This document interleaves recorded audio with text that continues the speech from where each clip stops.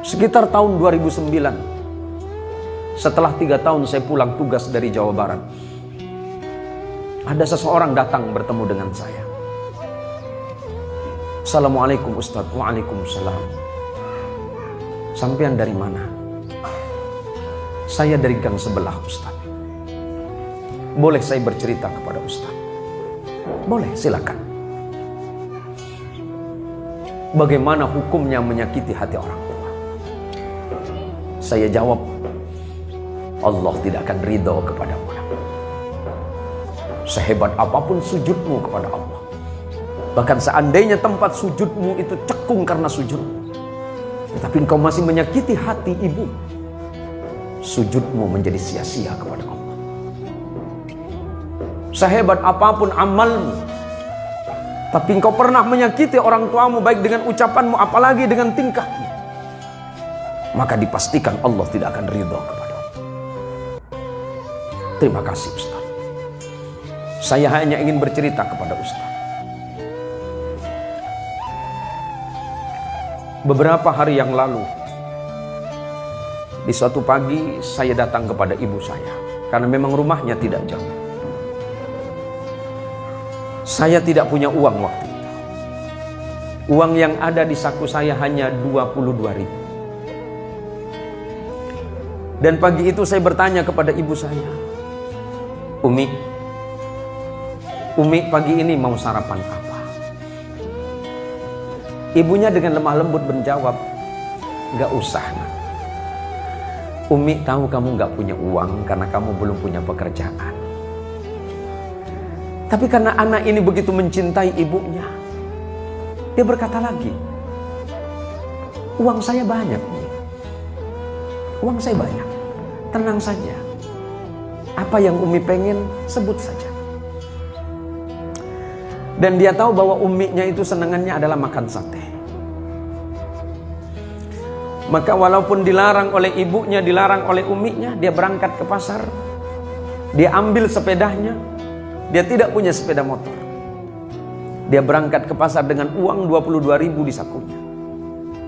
Kemudian 20.000 dia belikan sate.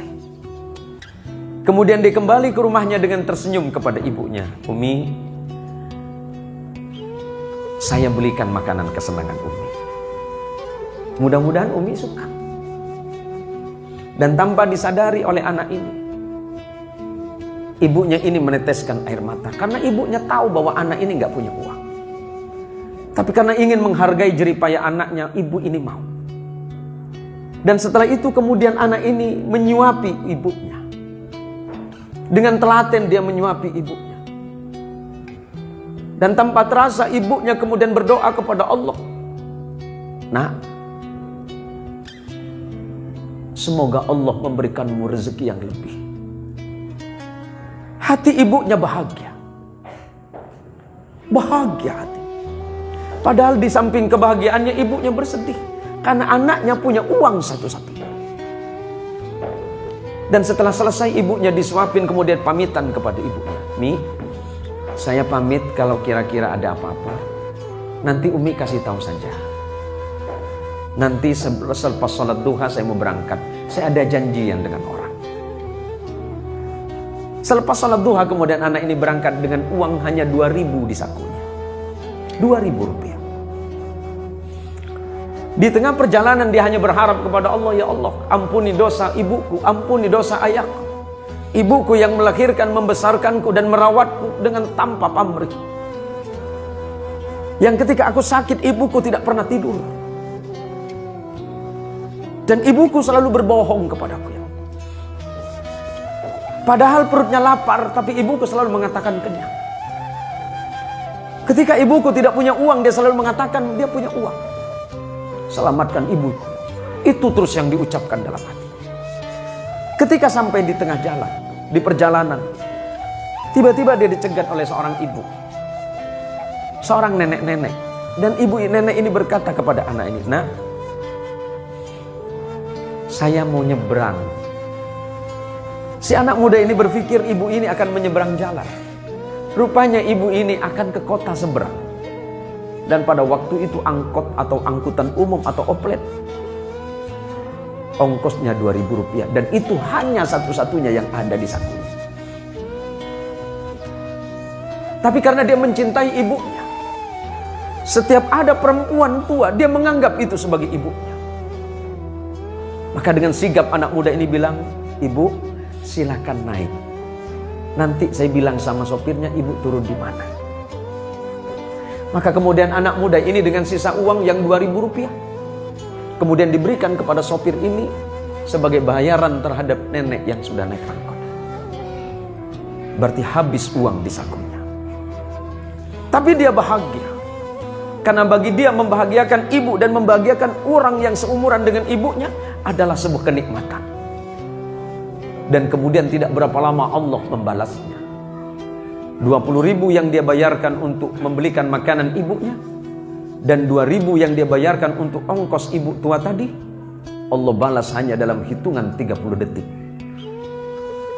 Dari arah depan tiba-tiba ada sebuah mobil mewah yang mengklakson dia. Kemudian sopir ini memanggil anak muda tadi. Dan kejadiannya ini sekitar tahun 2009.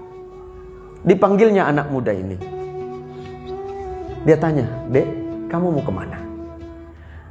"Saya ada janji dengan kawan, Pak. Ada yang bisa saya bantu." "Oh tidak. Coba ke sini." Tiba-tiba kemudian orang ini berkata kepada anak muda, "Saya punya sedikit rezeki, memang saya sudah janji dari rumah. Akan bersedekah atas nama ibu saya. Dan saya senang melihat." Padahal orang ini tidak saling kenal. Kemudian anak ini dengan bersusah payah mengatakan, "Pak, Bapak mungkin salah orang. Bukan saya orang yang Bapak maksud." "Oh tidak. Hati saya mengatakan adik orang."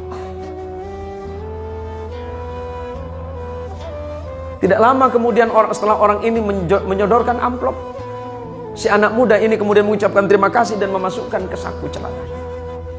Dan dia tidak berpikir apa yang ada di saku celana. Dia masih terus berjalan. Sampai kemudian dia mengurungkan niatnya dan kembali lagi ke rumah ibunya.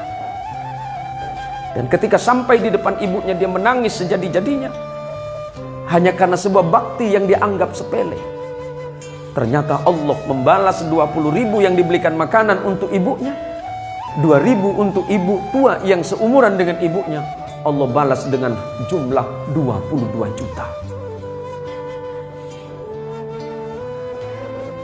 Artinya apa? Bahwa bakti seorang anak kepada ibu itu tidak ternilai. Seperti apapun keadaan orang tua kita, mau baik dan buruk dalam pandangan orang lain, tetapi dia tetap orang tua kita yang patut kita hormati. Oleh karenanya saudaraku sekalian, para anak-anak, cerita hikmah yang saya sampaikan tadi, ini menjadi pelajaran penting bagi kita. Di tengah-tengah kehidupan modern yang seperti sekarang ini, di luaran sana banyak anak-anak muda yang cerdas dan pintar. Tetapi ternyata mereka dalam keadaan kebingungan dan kesusahan. Baik itu yang mencari pekerjaan ataupun mencari rezeki. Padahal ilmu sudah mereka miliki. Padahal pengetahuan sudah mereka miliki, pengalaman luar biasa. Tapi Allah sulitkan hidupnya. Allah sulitkan mereka mencari rezeki. Boleh jadi salah satu yang menghalangi antara doa dia dengan Allah adalah dosa kepada orang tua yang tanpa disadari. Maka sebagai bakti kita kepada orang tua, jaga akhlak kita, jaga ucapan kita kepada orang tua, jaga perbuatan kita kepada orang tua. Karena ridallah fi ridal walidain wa sukhtullah fi sukhtil walidain. Ridha Allah tergantung kepada ridha orang tua, dan kemurkaan Allah tergantung kepada kemurkaan kedua orang tua. Semoga Allah Subhanahu wa taala menjadikan kita semuanya orang-orang yang salih, anak keturunan kita menjadi anak yang salih dan salihah, istri kita menjadi istri yang salihah, suaminya menjadi suami yang salih, dan santri-santri yang ada di depan kita ini kelak adalah orang-orang yang mampu mendoakan kita semuanya.